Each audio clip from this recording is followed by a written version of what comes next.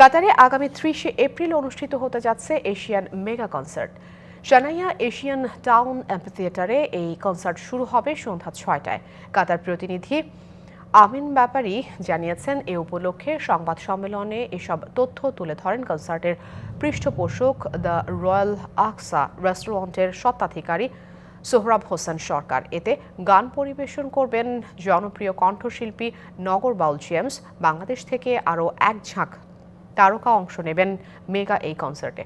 তারা হলেন বিদ্যা সিনহা মিম, ববি হক, বেইলি আফরোজ, রিপা, ইজাজ আরফান, ইউসুফ সহ আরও অনেকেই। বাংলাদেশ কমিউনিটির সাধারণ সম্পাদক আমিন রসুল সাইফুল ও সাংবাদিক এম এ সালাম সহ গণমাধ্যমের কর্মীরাও এই সময় উপস্থিত ছিলেন।